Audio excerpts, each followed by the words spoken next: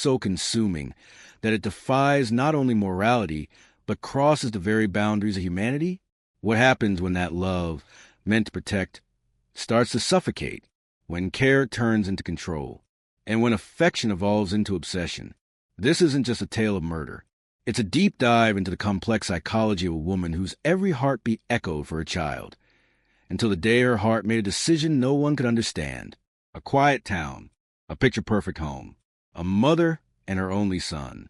From the outside, everything looked ordinary, but behind those walls is a chilling truth, one that would leave neighbors in shock, detectives speechless, and an entire nation asking, how far can love go before it turns into madness? Stay with us, because once this story begins, you won't be able to look away. It was a day like any other. The sun rose gently over the small town of Elmridge, casting soft golden hues on quiet streets and neatly trimmed lawns. The hum of sprinklers, the chirping of birds, the faint sound of a school bus in the distance. Everything whispered routine. Mothers were preparing breakfast. Children were packing bags, and neighbors offered half smiles over hedges as they stepped out for morning walks. Among them was Margaret Holloway, a woman known for her quiet demeanor and unwavering devotion to her teenage son, Daniel. Their home sat at the end of Maplewood Lane, a modest two-story house with white shutters and rose bushes carefully pruned beneath the front windows. No one suspected anything was wrong. No one had any reason to. But at exactly 7:42 a.m., the local police dispatch received a call. A neighbor, Mrs. Elkins, her voice trembling, reported something strange. I think something's happened at the Holloway residence. I heard a scream. Then nothing, not even the birds. At first, it seemed like a false alarm. After all, Margaret was known for being overprotective. Perhaps it was just a mother scolding her child. But protocol demanded a welfare check. 2 officers, Officer Lane and Sergeant Morris, were sent to the address. They knocked once. No answer. Knocked again. Silence. But as they moved close to the front door, a faint, metallic scent drifted into the air, one they both recognized instantly. Blood. They found the door unlocked. Inside, everything appeared oddly pristine. A breakfast table set for 2. Fresh toast on a plate, untouched. A cup of tea still steaming. But what chilled them wasn't what they saw. It was what they didn't. No sign of Daniel. No sound. No movement. Just that eerie, almost unnatural calm, like the house itself was holding its breath. And then, as Officer Lane turned the corner into the hallway, he saw it. A trail of red, thin, smeared, leading toward the basement door, which was slightly ajar. What had begun as a typical suburban morning was about to unfold into a scene so disturbing, so unfathomable, that it would grip the entire community, and eventually the country, in horror. Nothing would ever be the same again. Margaret Holloway sat in the dimly lit interrogation room, her hands folded neatly in her lap, her eyes distant yet composed. She wore a pale blue sweater, the kind a mother might wear while making pancakes on a Sunday morning. Her expression was calm, unnervingly calm, considering what the officers had just discovered in her home.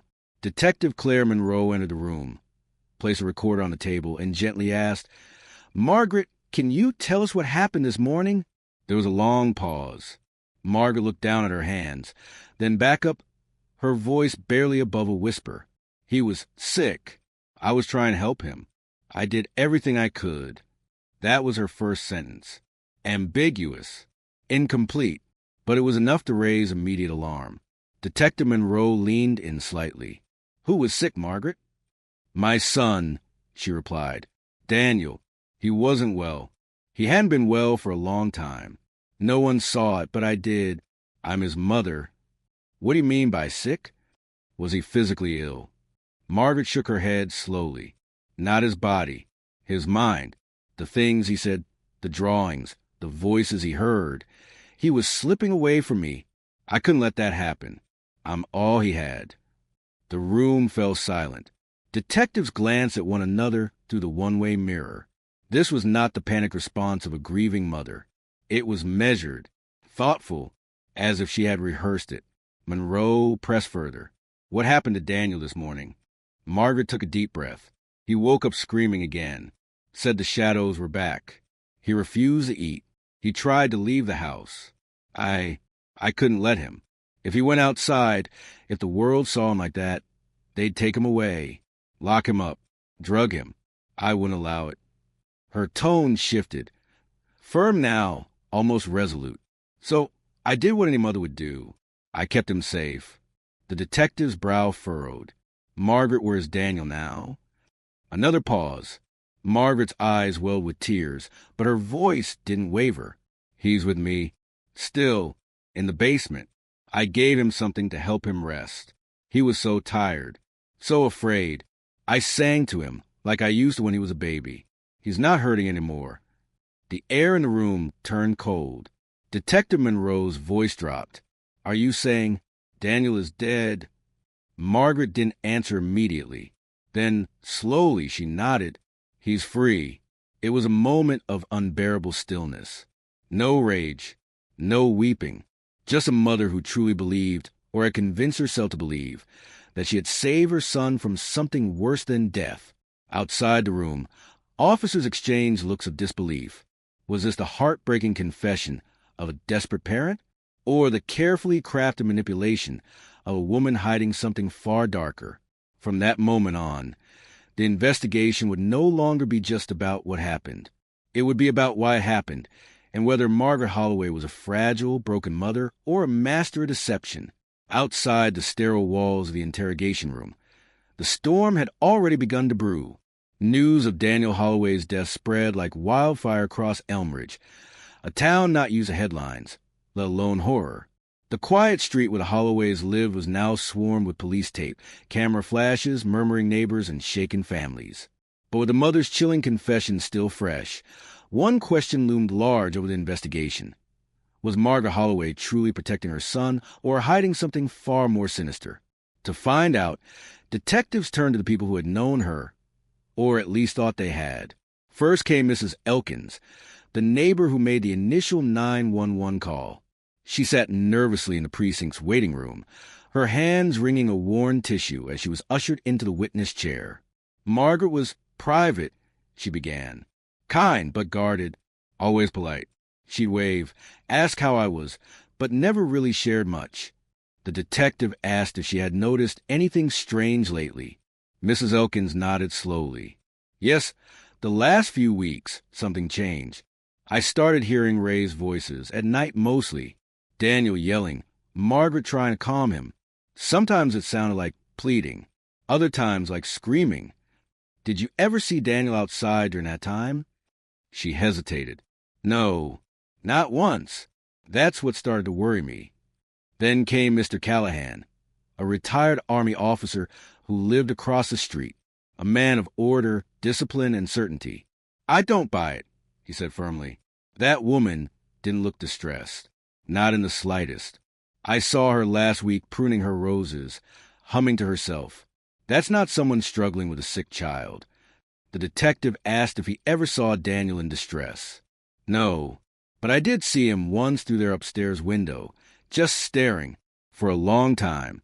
He didn't blink, didn't move, just stared. The testimonies continued. Some neighbors described Margaret as warm but isolated. Others recalled moments of paranoia, like the time she accused a postal worker of spying on her family because he lingered too long near the mailbox. One teenage boy said Daniel told him months earlier, I'm not allowed to talk to people. Mom says they'll take me away. But it wasn't just the neighbors.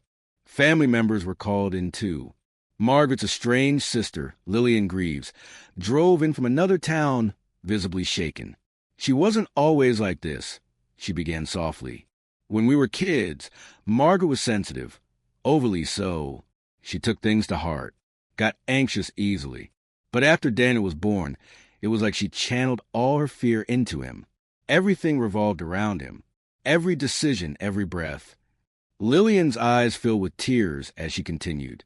She didn't let anyone near him, not even me. Said outsiders were poison, that they would corrupt him, make him hate her.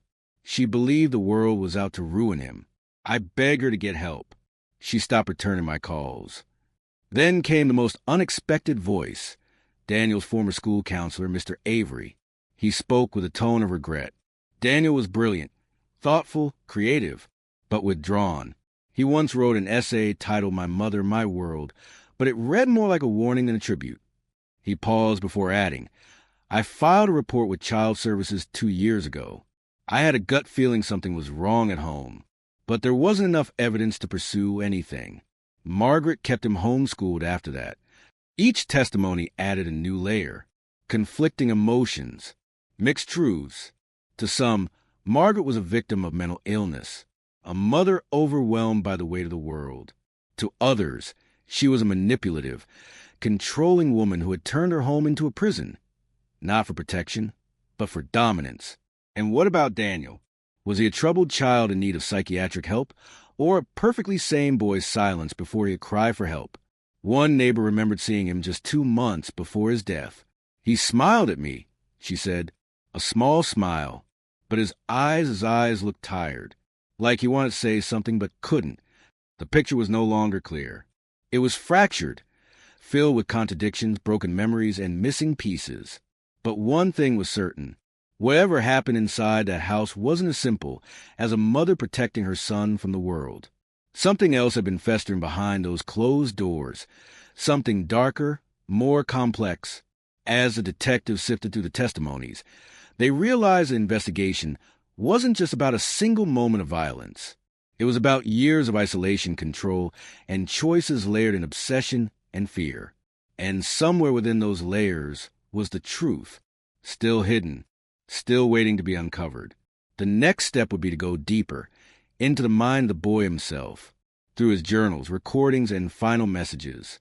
Because if Daniel had seen what was coming, perhaps he had tried to leave behind a trail. And maybe, just maybe, he had told the truth no one had wanted to hear. Not until it was far too late. To anyone observing from the outside, Margaret and Daniel Holloway shared what could only be described as an unbreakable bond. Photographs on the living room wall told a story of warmth. Margaret holding Daniel as a baby, her eyes beaming with pride. Birthdays with homemade cakes. Bedtime reading under soft lamplight. Walks in the park with matching scarves in winter. To neighbors, they were the perfect pair. Inseparable, peaceful, and always together. But as investigators peeled back the layers of their relationship, a more complicated narrative began to emerge. A narrative riddled with contradictions, quiet alarm bells, and unsettling patterns. Margaret was what some might call a devoted mother, but others, especially those who understood psychology, used a different word. Enmeshed. Her world didn't revolve around her son. It was consumed by him. She controlled his meals, his clothes, his friends, or lack thereof, even his thoughts. He wasn't just her child. He was her entire identity. When Daniel was 6, she pulled him out of school after a teacher expressed concern about his social anxiety. Margaret claimed it was bullying, but when asked for details, she changed the subject. From that day on, Daniel was homeschooled, not by a certified educator, but by his mother, who insisted no one else could teach him the right way. She installed blackout curtains in his room to protect him from harmful light. She refused to let him attend birthday parties, fearing exposure to toxic influences. Every book, every movie, every conversation was filtered through her. But perhaps most chilling was her method of discipline. Not through shouting or physical harm, but through silence. If Daniel upset her, even in the smallest way, she would retreat into complete emotional withdrawal. No eye contact, no words, hours, sometimes days. To a child, this wasn't just punishment. It was erasure. Daniel learned early that love was conditional and that her affection could vanish in an instant. He wrote once in his journal, later discovered by investigators, "When she's smiling, I feel like I exist. When she's quiet, it's like I'm not even real. Like I'm air. Like I was never born." Still, to outsiders, they look close. Too close. A neighbor once asked Daniel, "What do you want to be when you grow up?" He responded without hesitation, "I want to stay here, with Mom, forever." It sounded sweet, but something about the way he said it, flat, rehearsed, almost robotic, stayed with her long after. The boundaries between mother and son had slowly dissolved over time. Margaret didn't allow Daniel to have a cell phone, access to the internet, or unsupervised conversations. Not because she feared others would hurt him, but because she feared he would leave her. Possession disguised as protection. One of the most telling pieces of evidence came from an audio recording, uncovered from a forgotten old recorder in Daniel's closet. The audio was faint, scratchy, but hauntingly clear. Daniel's voice quiet. "Why can't I go outside, Mom? Just for a walk." Margaret's voice, stern but soft. "Because the world is full of liars, Daniel, and I can't lose you to them." "Daniel, but I feel like I'm already gone." He was slipping away, and in many ways, she saw it too. Margaret's journal entries, seized by investigators, reflected growing paranoia. He's pulling away. He doesn't smile like he used to. They're getting to him. I can feel it. I won't let them take him from me. I'll do what I have to. What does a mother do when the very thing she loves the most begins to seek independence? When her child, once so dependent, so affectionate, begins to form thoughts and desires of his own. In Margaret's case, the answer wasn't to let go. It was to tighten her grip, to erase any part of Daniel that didn't fit her version of him, to preserve her idea of love, even if it meant destroying the very person she claimed to protect. So what was this relationship, really? Was it affection turned obsessive, or control disguised as care? To the outside world, they were a model of closeness. But inside that house, behind closed doors, was a different reality, one where a son lived under constant psychological siege, where affection came with a leash, and where a mother's love, unchecked and unchallenged, became a prison with no exit. And in the end, it wasn't Daniel who broke free. It was Margaret who made the ultimate decision, believing, perhaps truly, that if she couldn't keep him, no one else should have a chance. And with that choice, she crossed the line from motherhood into something far more terrifying. It was in the farthest corner of Daniel Holloway's bedroom, beneath loose floorboards, hidden behind an old trunk of childhood toys, that investigators found the diary. A plain, black leather notebook. No title, no decoration. Just worn edges and pages curled from pressure of secrets held too tightly for too long. At first glance, it seemed like any teenager's journal. But as detectives began to read through the entries, it became immediately clear. This wasn't just a diary. It was a silent scream, one Daniel had been voicing for years, with no one there to listen. The first entries were innocent enough. Short lines about favorite movies, drawings of animals, notes on how he missed his father, a man he never truly got to know. But soon the tone shifted. Entry after entry painted a picture not of a boy living in a safe, loving home, but one trapped in a web of fear, confusion, and emotional suffocation. "Today, Mom said the world wants to poison my mind. She threw away my science book because it had false truths. I just wanted to learn about stars.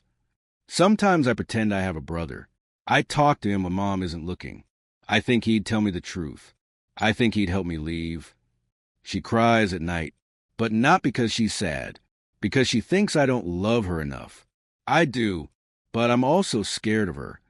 The entries grew darker over time, less structured, more chaotic, as if his mind, once orderly and imaginative, was becoming increasingly fragmented under the weight of isolation. One page stood out, torn slightly at the edge, the ink pressed harder than usual. I wonder if I died, would she still talk to me? Or would she keep pretending I'm okay? What if she already thinks I'm gone?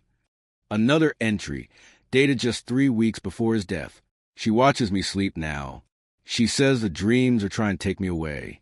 But I think maybe I want them to. Then came the final entry. Short, raw, chilling. If someone finds this, please understand, I was here. I existed. Even if she wouldn't let me be me. I'm tired of being her shadow, her reflection. I want to be real, even if it's only after I'm gone. Detectives, hardened by years of difficult cases, admitted they had to step away from the pages more than once. The emotional weight was unbearable, because Daniel's diary didn't just document a life lost. It documented a slow erasure, a quiet suffocation of identity. A boy who was never physically beaten, yet was emotionally dismantled piece by the one person he should have been safest with.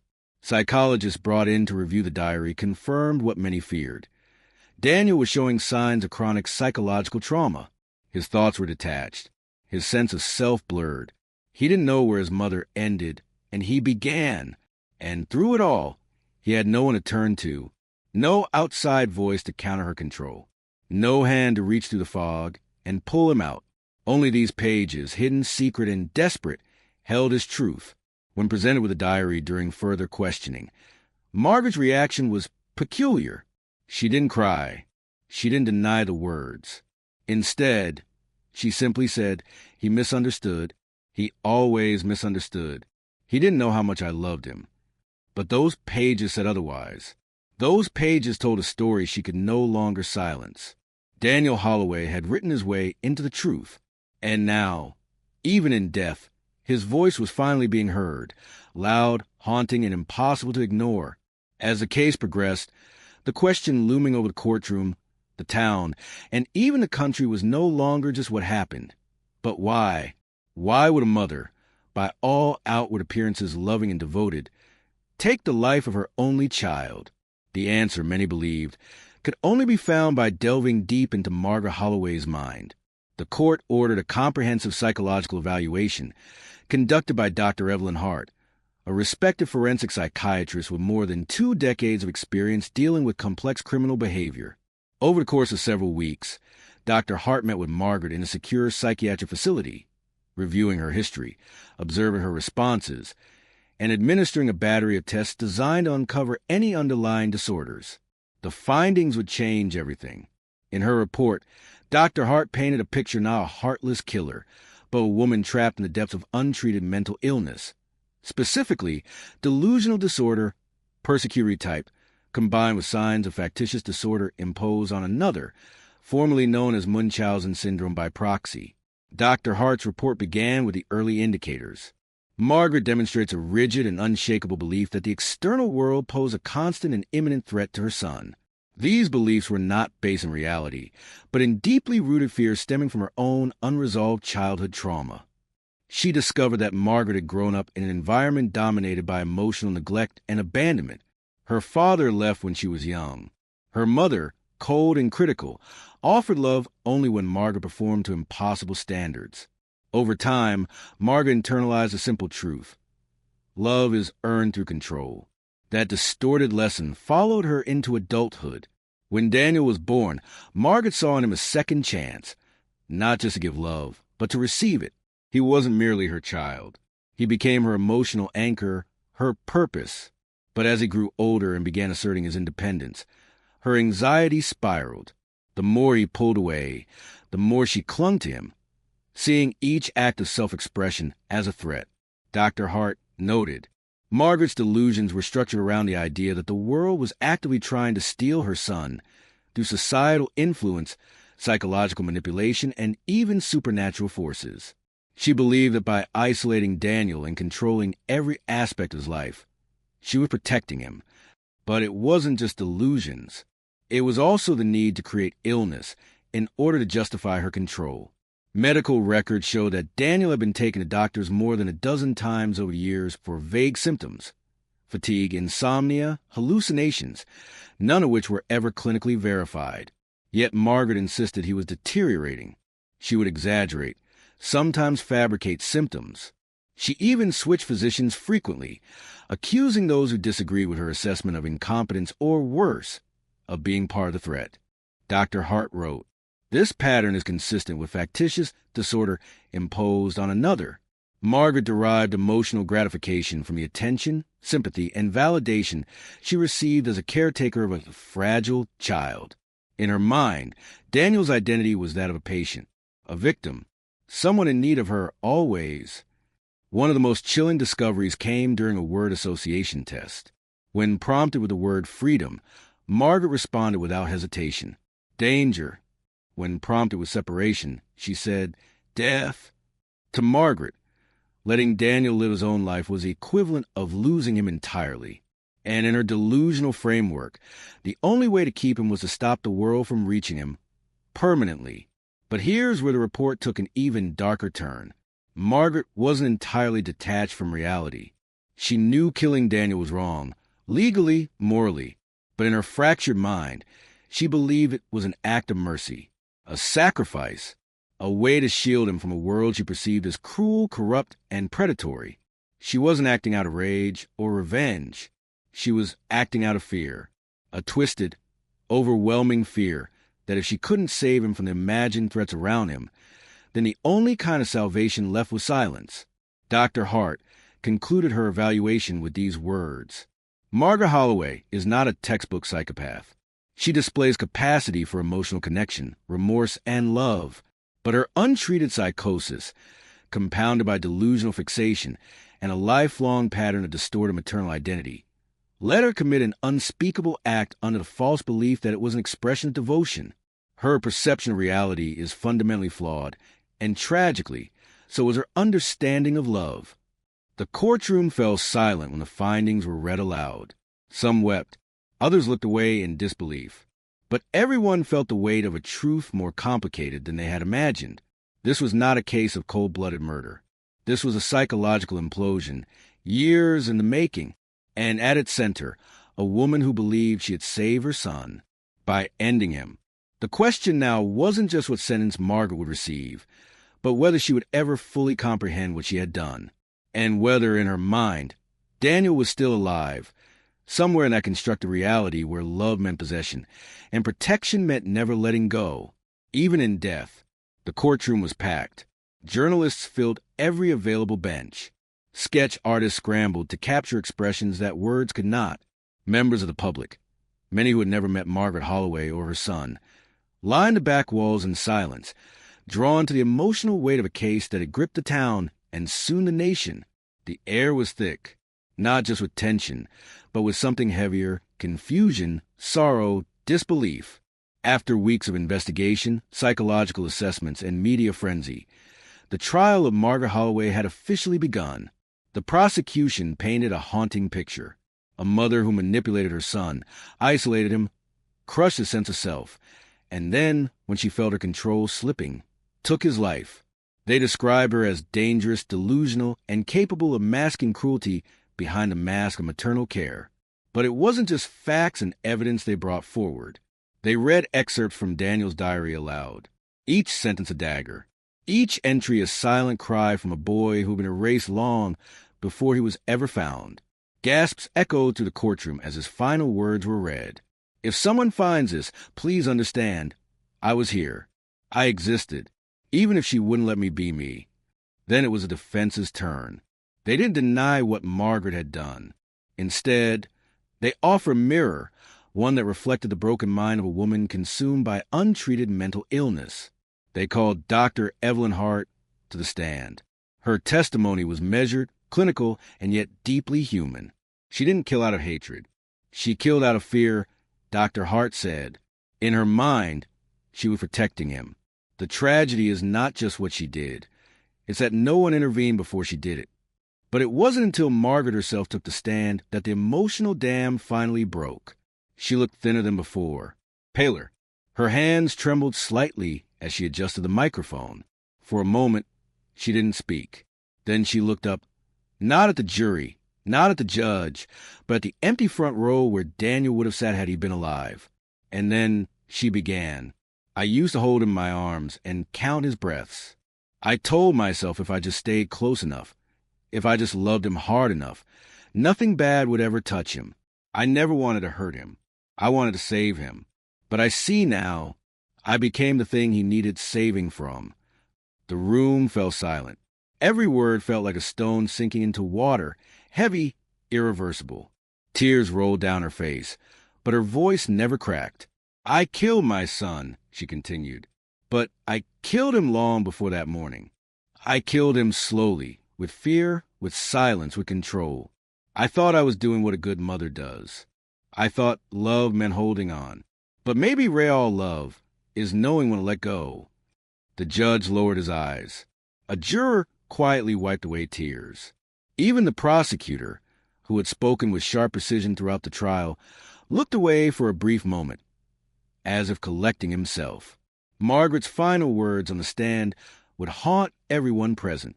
If I could trade places with him, I would, Every day, every breath. But I can't. So now I ask for one thing only. Don't forget him. Don't let his name disappear like his voice did. No dramatic outbursts followed. No gasps. No applause. Just silence. A kind of reverence. A kind of grief that transcended legal arguments and guilty verdicts. The courtroom was not just a place of justice that day. It became a place of mourning, not just for Daniel, but for the innocence, the sanity, and the humanity lost long before the crime was ever committed.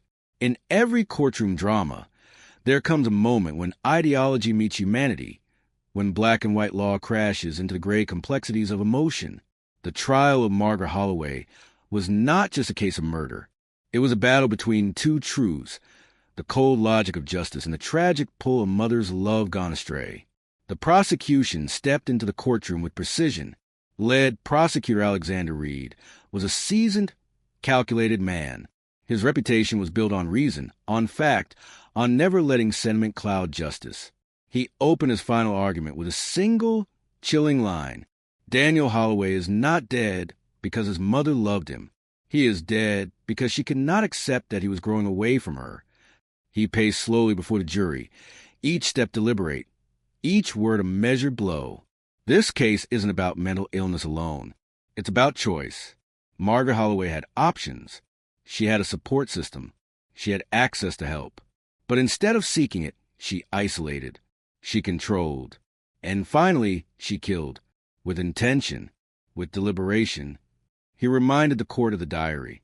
Of the medical visits that showed no illness. Of the neighbors who noticed Daniel fading from view. And then, with undeniable clarity, he said, she extinguished a life, not in a fit of psychosis, but through a long, sustained campaign of emotional suffocation and manipulation. And then, when she feared she was losing him, she took the one thing she could still control, his breath. The prosecution rested its case with unwavering confidence, but the defense would strike at the heart. Attorney Claire Dawson stood quietly at the podium. She didn't raise her voice. She didn't pace. She simply began with a photograph. It was Daniel, age 6, hugging his mother tightly on a park bench, a sunflower clutched in his tiny hand. Before this tragedy, there was love. Real love, messy, flawed, unhealed, but love all the same. She turned toward the jury, her tone firm yet compassionate. Yes, Margaret made decisions that cannot be undone. Yes, her actions led to an unspeakable outcome. But ask yourselves this. Was she acting out of malice? Or was she acting from a place so broken, so desperate, that her love became her undoing? She walked them through Margaret's mental health history, the documented childhood neglect, the undiagnosed trauma, the progression into delusional thinking. She wasn't evil, Dawson said. She was sick, and that sickness blinded her to the very pain she was causing. Then she brought up Dr. Evelyn Hart, the forensic psychiatrist. She told us Margaret was living in a reality not shared by the rest of us. She believed with every fiber of her being that she was protecting her son. She paused, letting the silence speak. This is not about excusing crime. It is about understanding its origin. And justice, true justice, must consider intention, not just action. And so the jury was left with a choice. Follow the letter of the law, which stated clearly that Margaret had taken a life and must be held accountable. Or consider the layers beneath, the mind unraveling, the past unhealed, the love misdirected. In the deliberation room, 12 strangers wrestled with a decision that no one wanted to make. Some were unmoved by the defense's plea. She killed her child. One juror said, "That's all that matters." Others couldn't shake the image of Margaret on the stand, her voice shaking as she admitted her failure, not as a criminal, but as a mother who had lost her grip on reality. Debates grew heated. Isn't the law supposed to protect the innocent? But what if she was a victim, too, of her own mind? What if this isn't justice, but punishment for being sick and alone?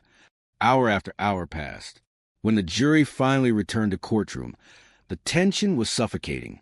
Margaret sat motionless, her eyes closed, hands folded. The judge asked for the verdict. The foreperson stood. On the charge of murder in the first degree, we find the defendant. A pause. not guilty by reason of insanity.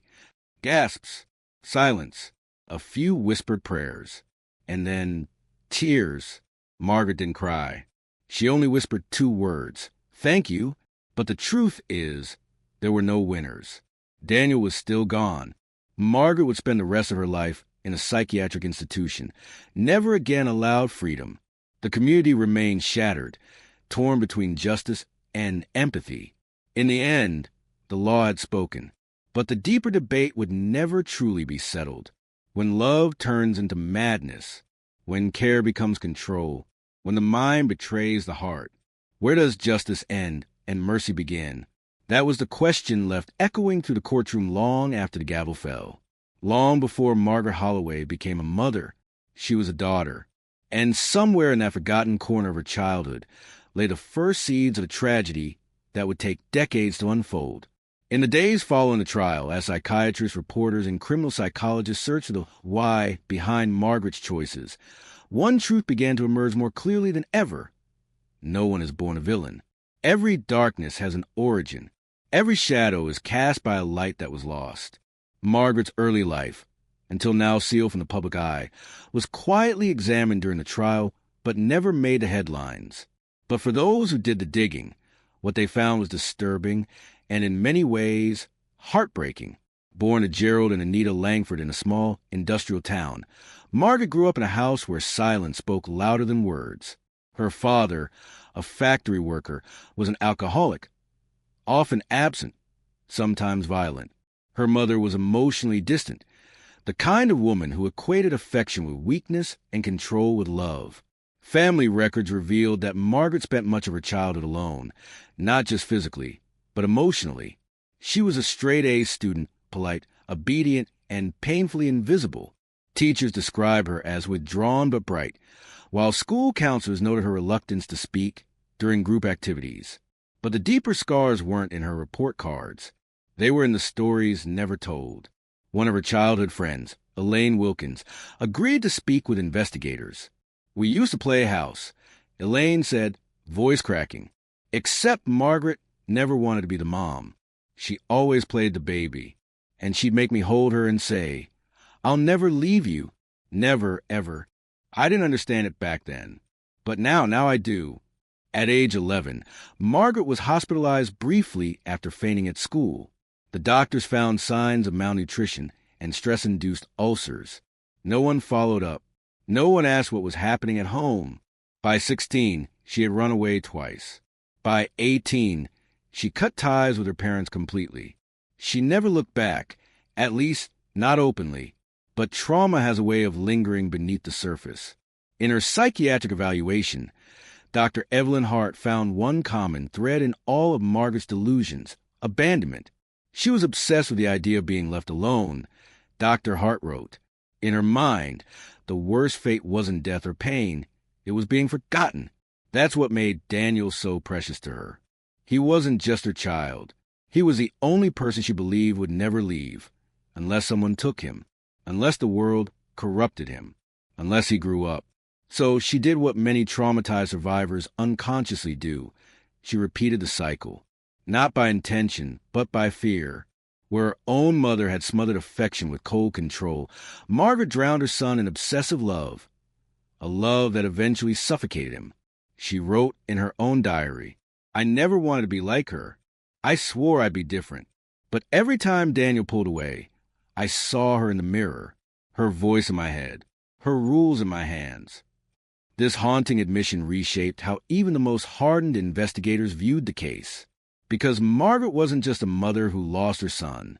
She was a child who never stopped grieving her own lost childhood. One expert put it best: Margaret didn't just raise a child. She tried to raise herself through him, heal her past by rewriting it.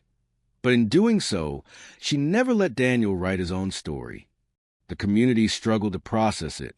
Some believe her past explained everything. Others felt it explained nothing. That trauma, however tragic, could never excuse taking a life. But somewhere in the middle of that debate was the uncomfortable truth. Margaret Holloway was both the victim and the perpetrator of a generational wound. One that had never been treated, never been spoken of, until it exploded into tragedy. And perhaps the most painful part? It could have been stopped. If someone had intervened when she was a girl, if someone had listened, if someone had seen the cracks forming before they became fractures. Because the truth is, Margaret didn't become a danger the day she took Daniel's life. She became a danger the moment she was taught, by silence, by neglect, by fear, that love and control were the same thing. And by the time the world noticed, it was already too late. While the courtroom battled over guilt and sanity, another trial was unfolding, not in front of judge or jury, but in the court of public opinion. And it was far more chaotic. It was global, and it was unforgiving. The moment the story of Margaret Holloway and the tragic death of her son Daniel broke into mainstream media, social platforms exploded. Twitter, Facebook, Reddit, TikTok, YouTube, the hashtags Mother or Monster, Justice for Daniel, and Margaret Holloway began trending within hours. Everyone had an opinion, and no one was staying silent. Some posts expressed fury, pure and unfiltered. She killed her son. I don't care what excuse she gives. Love doesn't kill. Mental illness isn't a free pass to commit murder. Justice better be served. Others took a more empathetic tone. This is what happens when we ignore untreated trauma for too long. She needed help, not prison, not judgment. Help. She wasn't evil.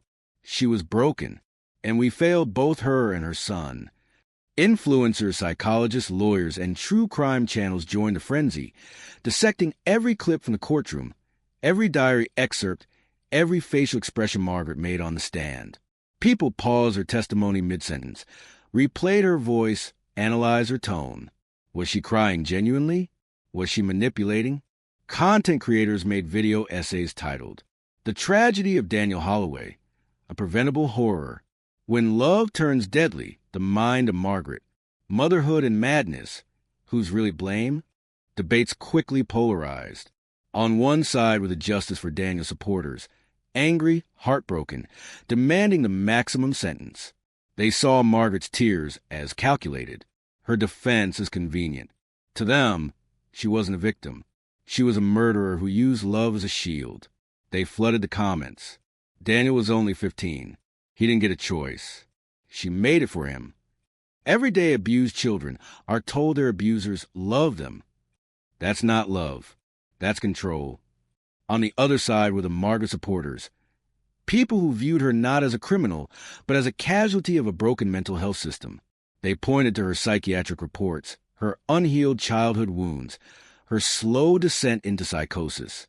They posted, "Imagine being so scared of losing the only person who ever loved you that you snap." She needed therapy, not isolation. This was a failure of society, not just a mother. Some even shared their own stories. I was raised by a parent like Margaret. I know how terrifying it is. But I also know they're not monsters. They're sick. I'm a mom with delusional disorder. I got help. Margaret didn't. That's the difference. But amid the storm, there were also those caught in between, unsure of how to feel. They saw the pain in Margaret's eyes. They read Daniel's final words. And they realized this wasn't just a story about guilt. It was about grief, about generations of silence, about love twisted by trauma. TikTokers created emotional montages using clips of Daniel's childhood photos, paired with haunting voiceovers of his diary entries. Some went viral.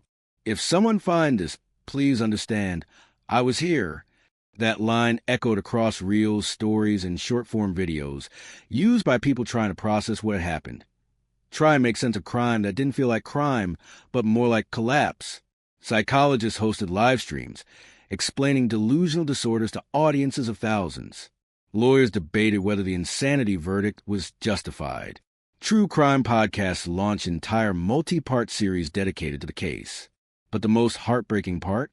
Daniel's identity, his voice, began to get lost, overshadowed by the discourse around his mother, drowned by the back and forth over blame, mental illness, and justice. One Reddit post put it bluntly, "Everyone's talking about her. But what about him?" He wrote to be heard. Let's not silence him again. Some began advocating for change. Stricter child welfare checks. Accessible mental health screenings for new parents. Greater awareness of psychological abuse that doesn't leave bruises, but wounds just as deep. A petition titled Daniel's Law was launched, demanding nationwide funding for early intervention in cases where psychological control is suspected within families. It garnered over 300,000 signatures in its first week. And still, the comment sections raged on. Hero or villain? Insane or evil? Mother or murderer? The truth? She was never just one or the other. And that's what made the storm so violent. The human mind craves clarity. But this case gave them contradiction. And when people can't decide what to feel, they say everything, loudly, and all at once. The courtroom trial had ended, but online, the verdict was still being debated, and perhaps it always would be. The final day of the trial arrived like the closing scene of a slow-burning tragedy. Outside the courthouse, a storm of cameras, microphones, and protesters gathered, some holding signs that read "Justice for Daniel," others holding placards that simply said, "She needs help, not chains." Inside, the air was frozen in a heavy, breathless stillness. Family members, journalists, police officers, medical experts, strangers who had followed the case from afar, all sat in silent anticipation. They had heard the testimonies, read the diary, seen the footage. Now, they waited for the only voice that mattered. The judges. Judge Richard Hayes, known for his reputation as a man of deep reason and restraint, stepped into courtroom at exactly 9 a.m. His face was unreadable.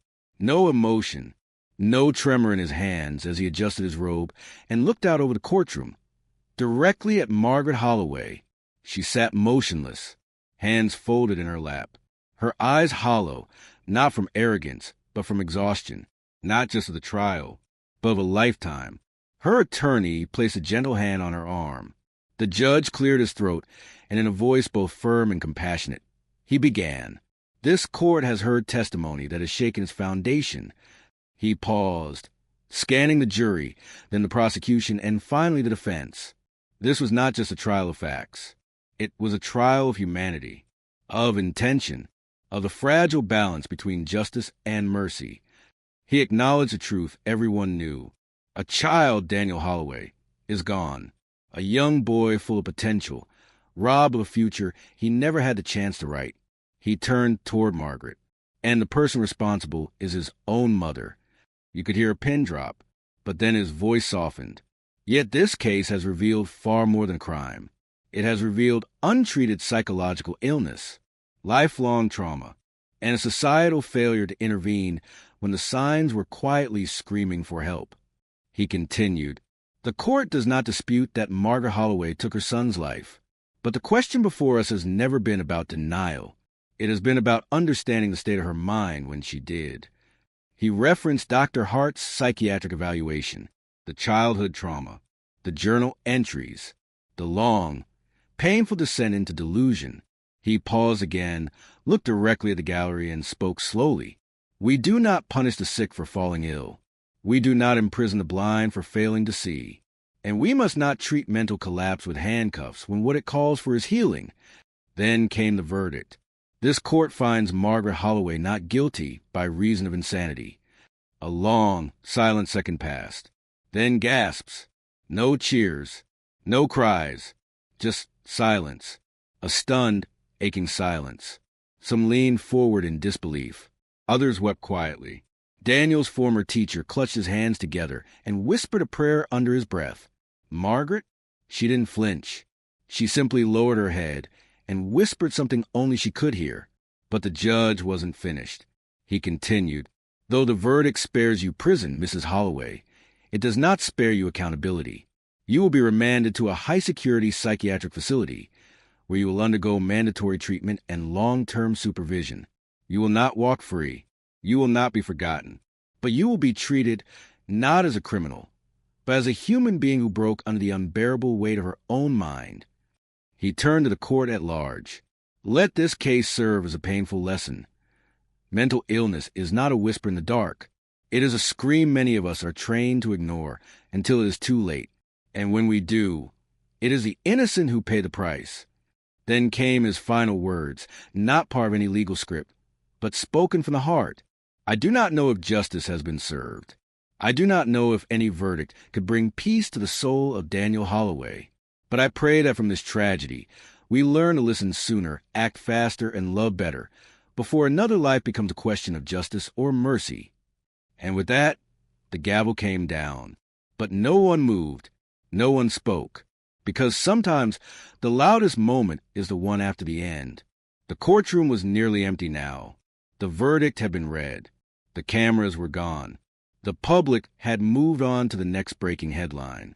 But inside the quiet chambers of the facility where Margaret Holloway was being held, away from the world, away from noise, there remained one final request. The judge, the attorneys, even the doctors had allowed it. Margaret wished to make a final statement, not for the court, not for the media, but for Daniel. She sat in a small chair, facing a recording camera. No makeup, no jewelry, no defense attorney by her side. Just her, a grieving mother, a damaged woman, a broken soul. And then, after long silence, she began to speak. Her voice was soft, barely more than a whisper. I don't know who I am anymore. For so long, I was Daniel's mother. That was all I wanted to be. Her hands trembled as she looked down at the table. I used to hold him against my chest and feel his heartbeat. That tiny, perfect heartbeat. I would sing to him while he slept. I made promises I didn't know how to keep. I told him I would always protect him. I told him the world was too cruel and that I would be his shelter. She swallowed hard. Her eyes glistened. But I became the very storm I swore to protect him from. She looked up. People ask me if I regret it. And the truth is, regret isn't a big enough word. It's not even close. Regret is for forgetting a birthday, for saying something cruel. What I feel has no name, because what I did should never have been done. A single tear slid down her cheek, but she didn't wipe it away. Daniel was beautiful, so bright, so curious. And I dimmed that light. I held it too tightly and I smothered it. I said I was keeping him safe, but I was keeping him mine. He was growing, changing, becoming his own person. And I was afraid, not of him, but of losing him, because if he left me, I didn't know who I would be. She paused, and for a moment, the only sound was the faint hum of the room. I remember the last thing he ever said to me. Her voice cracked. He looked at me with those tired eyes, and he said, "Mom, I feel like I'm disappearing." And I told him, "You're not. I see you. I see you." But I didn't. I only saw the version of him that I needed, not the one he was. She leaned forward slightly, as if she was speaking directly to someone who wasn't there. "Daniel, I'm so sorry. You trusted me to love you the right way, and I failed. I hope, wherever you are, you found freedom. The kind I never gave you. The kind I never had." There was a long pause, a breath. I don't expect forgiveness. I don't deserve it. But if anyone is listening to this, any mother, any father, any soul, please, don't love with fear. Don't let your past become your child's prison. Don't confuse protection with possession. Her voice softened again. I thought love was never letting go. Now I know real love means knowing when to. Another tear, her hands now shaking. I will carry this silence with me forever. The silence of a house without laughter, of a world without Daniel. But I hope that somehow, through this pain, he is finally heard. She closed her eyes and in the faintest whisper said his name, Daniel. And then she stopped. The camera clicked off. And her voice, once a scream of control, once a whisper of fear, was now just a memory. One final truth, soaked in tears, echoing far beyond the walls of that room. The tragedy of Daniel Holloway's death didn't end with a verdict. It didn't end with a tearful confession, a courtroom silence, or a prison door closing. It rippled outward, quietly, violently, tearing into the lives of everyone who once called him family. Because this wasn't just a story of a mother and son. It was a story of family now fractured beyond repair. Margaret's sister, Lillian, hadn't spoken to her in almost 4 years. Their last conversation ended in anger, Lillian urging Margaret to seek help, Margaret accusing her of trying to steal Daniel. Now, Lillian stood alone outside the psychiatric facility, holding a single-framed photo of her nephew at age 7, grinning with a popsicle in hand. "I should have tried harder," she whispered to a reporter. "I should have broken the door down, called the police. Something. Anything." She wasn't the only one carrying guilt. Daniel's grandfather, Robert Holloway, Margaret's estranged father, had seen him only once. Years ago, a brief visit, an awkward silence, and a promise to call that never happened. Now retired and living alone, Robert sat in front of muted television as news anchors discussed a case that carried his last name. "They're calling her a monster," he said to no one. "But I know where she got her demons. I gave them to her." He broke down crying before he could finish the sentence. But grief didn't just live in regrets. It lived in the small things that were suddenly missing. The family group chat that once shared photos and holiday updates had gone silent. Birthdays came and went without celebration. The family home, once filled with framed memories, now had spaces where photos had been removed. Even Daniel's cousins, kids not much older than he was, couldn't understand what had happened. One of them, age 13, asked her mother, if Aunt Margaret loved him so much, why did she hurt him? No one had an answer. Family friends who once joined for Thanksgiving dinners now avoided eye contact at the grocery store. Neighbors crossed the street to avoid awkward conversations. People whispered. Others speculated. But the pain was real, not just for headlines, not just for analysis. It was lived in silence, in broken conversations, in dinners eaten in separate rooms. The tragedy didn't just take Daniel's life. It stole a future. No graduations. No college. No career. No wedding. No laughter echoing down hallways. Margaret had once spoken of Daniel's love for astronomy, how he'd lie in the backyard for hours, pointing out constellations. He wanted to be an astrophysicist. He had even named a star after himself through one of those novelty kits. But now there would be no telescope, only a gravestone, and the family, once bound by blood and shared history, was now divided by trauma. Some couldn't forgive Margaret. Others couldn't hate her. And in that conflict, they found themselves drifting further apart. Not out of malice, but out of pain too deep for words.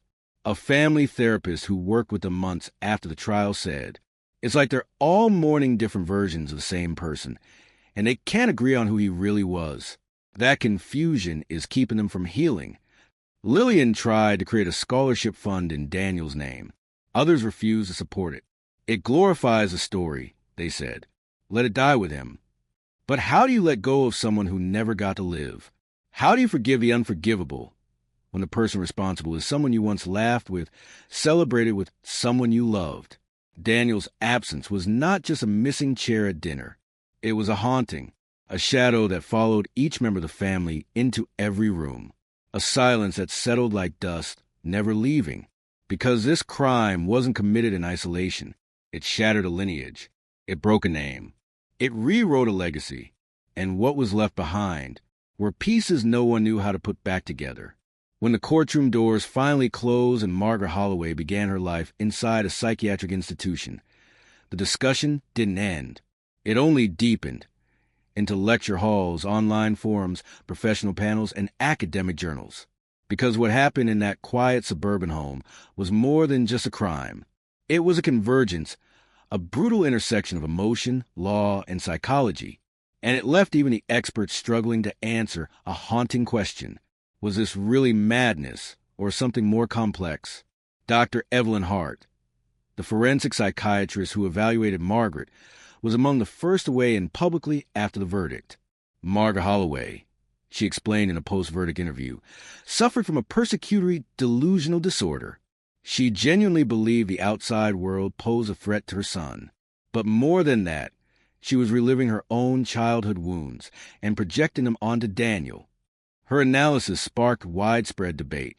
Some clinicians agreed entirely. Others challenged her conclusion. Dr. Omar Ridley, a clinical psychologist and trauma specialist, offered a different view. Delusion doesn't erase accountability. Yes, Margaret was mentally unwell, But she also made consistent, long-term choices to isolate, control, and manipulate. That requires cognitive planning. She knew what she was doing, even if she believed it was justified. In contrast, Professor Lena Strauss, a legal psychologist, introduced the concept of pathological enmeshment. This case is a textbook example of enmeshed identity. Margaret didn't see Daniel as a separate person. She saw him as an extension of herself. When he began to pull away, it felt like death. Her crime wasn't committed out of evil. It was committed out of identity collapse. From the legal perspective, the debate was just as charged. Former prosecutor Charles Emery called the verdict an erosion of accountability. "We are entering dangerous territory," he warned on a national broadcast. If mental illness becomes a blanket defense for murder, where do we draw the line? What precedent does this set?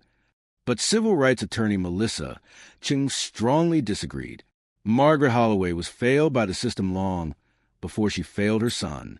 Where was intervention when she first showed signs of psychosis? When schools raised red flags? When doctors filed quiet concerns? The system didn't catch her until it was too late, and now we want to punish the symptoms, not the sickness. Sociologists, too, added their voices. Dr. Rafiq Nader, a specialist in family dynamics and abuse, made a crucial observation. We are conditioned to believe abuse always looks like bruises. But psychological abuse, especially from parent to child, is often invisible. Controlling love, emotional gaslighting, weaponized affection. These things destroy a person quietly, over time. Daniel's diary revealed years of silent erasure. He added, "This wasn't just about Margaret's mind. It was about a culture that romanticizes motherly sacrifice to the point where we stop seeing red flags." In one university panel titled Maternal Obsession and Moral Ambiguity, a criminology professor posed a chilling question to his students. If Margaret had taken her own life and not Daniel's, would we be calling her a martyr?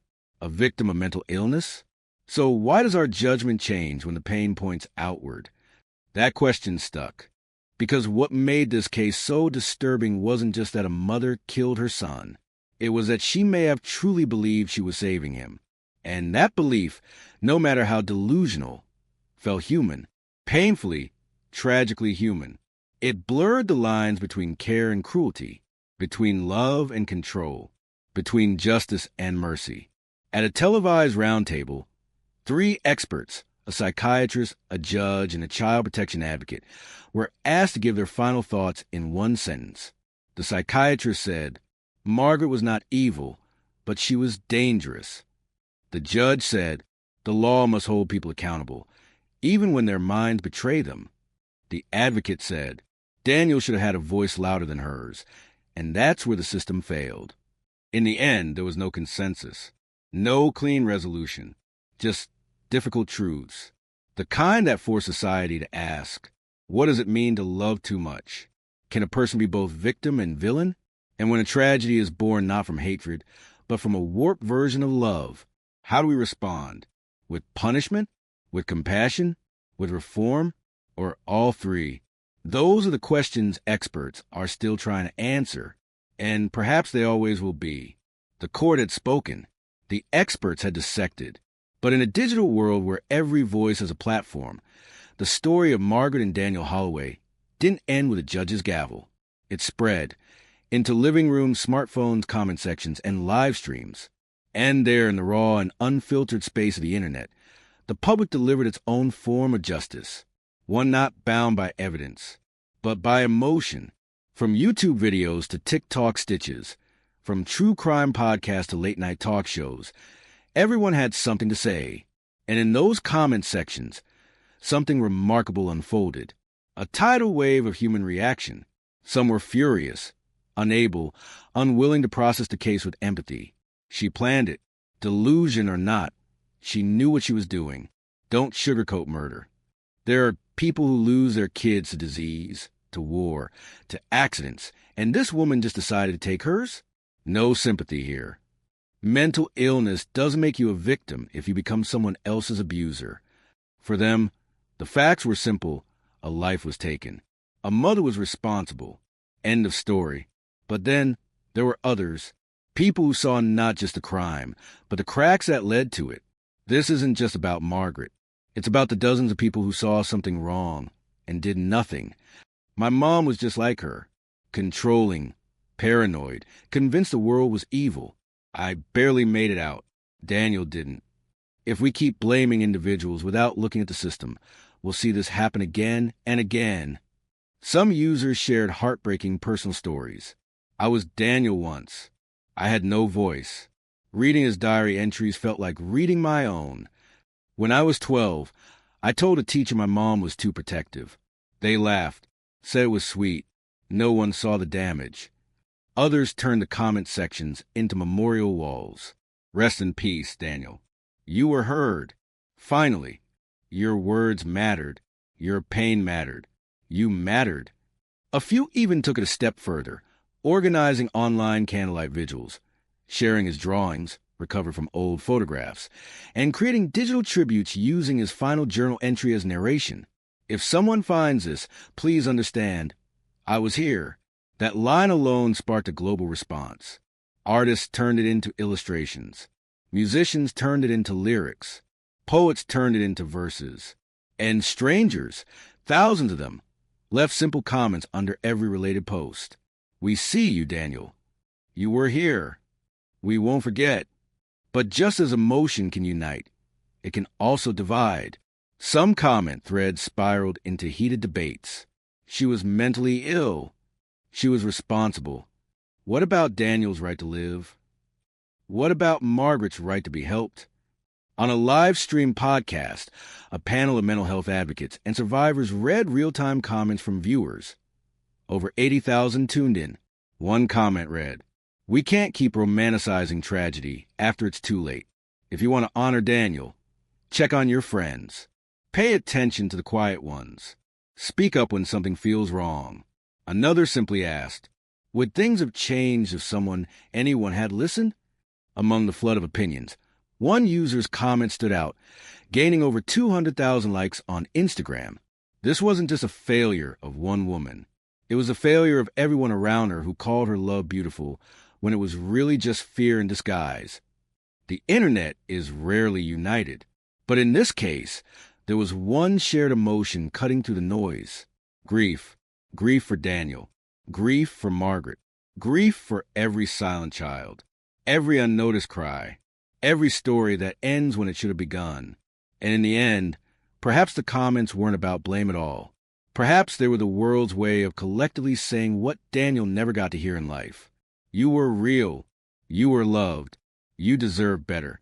That, more than any verdict, was the public's justice, not wrapped in laws, but in humanity. From the moment the first headline broke, mother accused of killing son in sleep, claims it was to protect him. The Holloway case became more than just a local tragedy. It became a national obsession. News vans crowded the front yard of the Holloway residence before police tape had even come down. Helicopters circled overhead. Microphones were shoved in the faces of neighbors who hadn't spoken to Margaret in years. And within hours, the narrative had already been written. The media painted Margaret in sharp, binary strokes. The killer mom. The mentally ill murderer. Mother a monster? Talk show panels and 24/7 news networks debated her sanity with rehearsed outrage. Tabloids printed grainy photos of her crying in court under headlines like, "Crocodile tears," and "Too crazy to kill or too clever to care." The truth? They weren't interested in complexity. They were interested in clicks. What got less airtime were the details that didn't fit neatly into the villain narrative. That Margaret called mental health services twice in a year before Daniel's death and was denied due to low risk. That a school counselor had filed concern, but it was lost in bureaucratic backlog. That Daniel's own writings, his diary entries, were initially left out of early reports because they complicated emotional framing. One investigative journalist, Maria Keene, later revealed several networks refused to run parts of Daniel's diary because they made the mother's motivations seem too human. And human doesn't trend as well as evil. While primetime anchors debated courtroom footage, independent reporters uncovered troubling patterns. A systemic failure in child protective services. gaps in mental health crisis intervention, an outdated understanding of psychological abuse in parenting. But those stories didn't make the front page.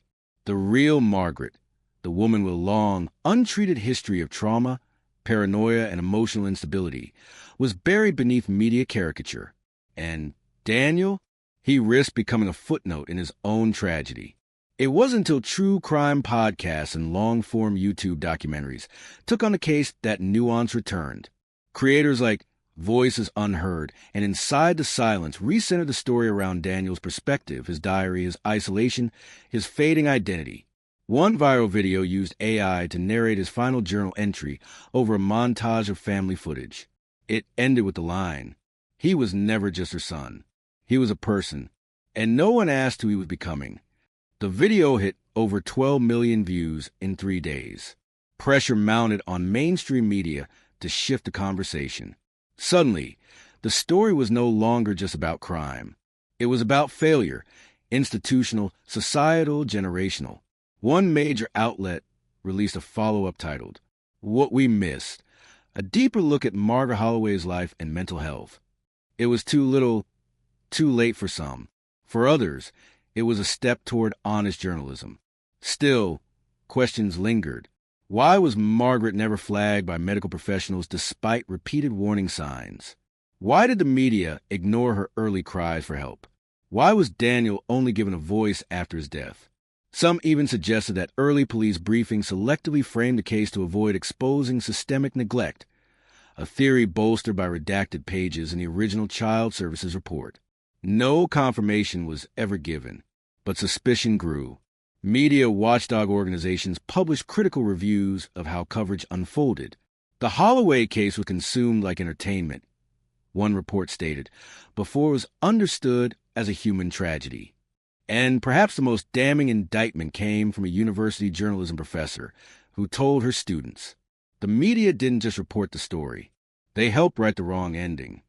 In the end, the media told the story everyone wanted to hear: a mad woman, a dead boy, a courtroom reckoning. What they nearly failed to tell was the truth of how fragile love can turn fatal, of how silence can be louder than screams, of how easy it is to condemn, and how hard it is to understand. This wasn't just a crime. It was a warning. And the media, they broadcast the echo, but they nearly missed the message.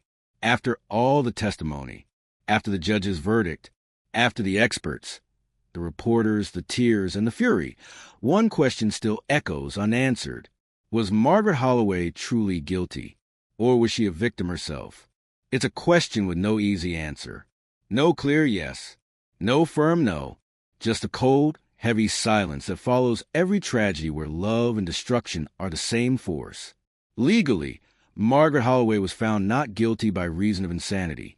But legal outcomes are not emotional closure. They do not silence the questions that haunt the human heart. Let's ask it plainly. Did she kill her son? Yes. She gave him the final dose. She carried out the final act. She ended a young life that should have been just beginning.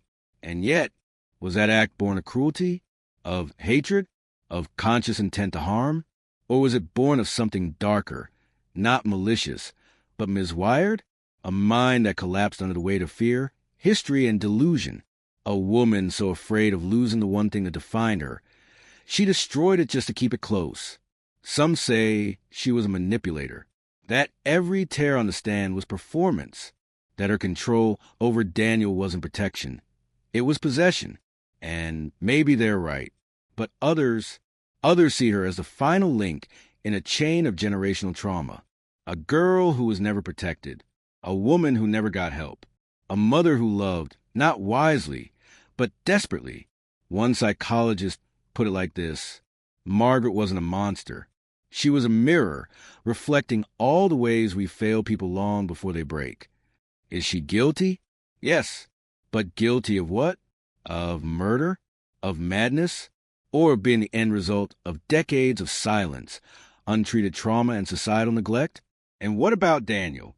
His voice, through diary pages and fading memories, is still the clearest in this entire story. I feel like I'm disappearing. He didn't hate her. He didn't run. He loved her.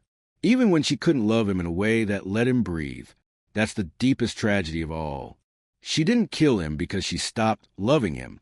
She killed him because she never stopped, even when that love turned poisonous. So, was Margaret the criminal?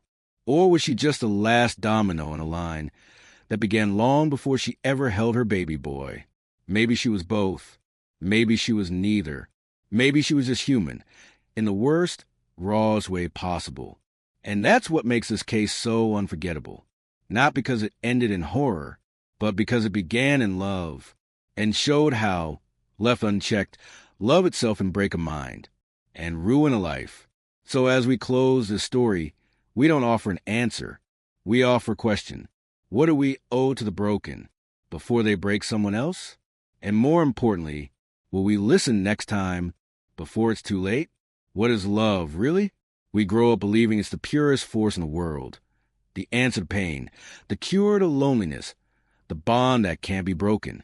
And perhaps nowhere is that love more sacred than between a parent and a child. A mother's love is supposed to be eternal, safe, unquestionable. But what happens when that love crosses a line? When it becomes too much, too consuming, too controlling, too absolute? That's the uncomfortable truth at the heart of the Margaret Holloway case. Because sometimes love, when twisted by fear, trauma, and obsession, doesn't save. It destroys. Margaret loved her son. Of that, there is no doubt. She fed him, sheltered him, taught him. She sang to him when he couldn't sleep. She watched over him like a guardian angel. But love, without boundaries, without perspective, without freedom, can become a cage. Daniel Holloway didn't die because his mother hated him. He died because her love refused to let him go, because she mistook control for care, possession for protection, silence for safety. And in doing so, she crossed the most dangerous line a parent can cross. She stopped seeing her child as a person and began seeing him as a piece of herself. That's where the lesson lies. Love is not meant to erase. It's meant to empower. Real love allows space. It listens. It releases. It trusts. It does not chain, even with the best of intentions. Because the truth is, too much love, the kind that clings instead of nurtures, can become violence. Maybe not with fists. Maybe not with blood. But with silence. With fear. With emotional suffocation that slowly steals a soul. We don't often talk about that, because it's easier to label monsters than to examine the ways love itself can go wrong.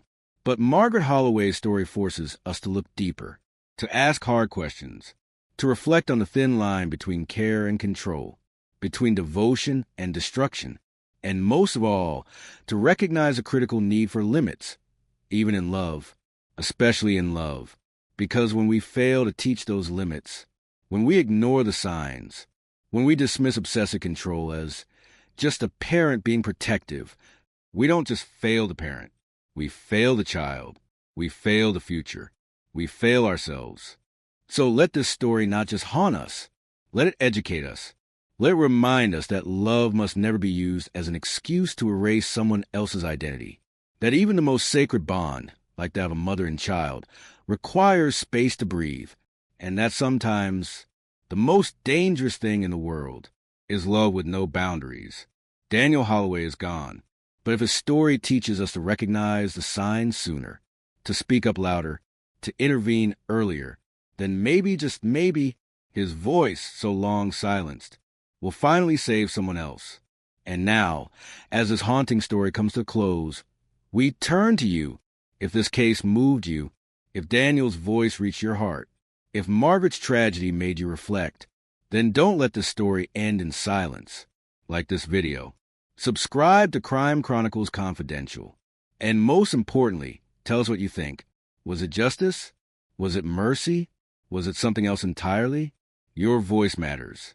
Because here on this channel, every story is more than just a crime. It's a conversation. And we want you to be a part of it. So tell us in the comments. What should our next case be? A chilling betrayal? A disappearance without a trace? A killer hiding in plain sight? The next mystery is waiting, and with your help, we'll uncover it, one dark truth at a time. This is Crime Chronicles Confidential. where every crime leaves a question, and every voice helps uncover the answer, helps uncover the answer, helps uncover the answer, helps uncover the answer, helps uncover the answer, helps uncover the answer, helps uncover the answer, helps uncover the answer, helps uncover the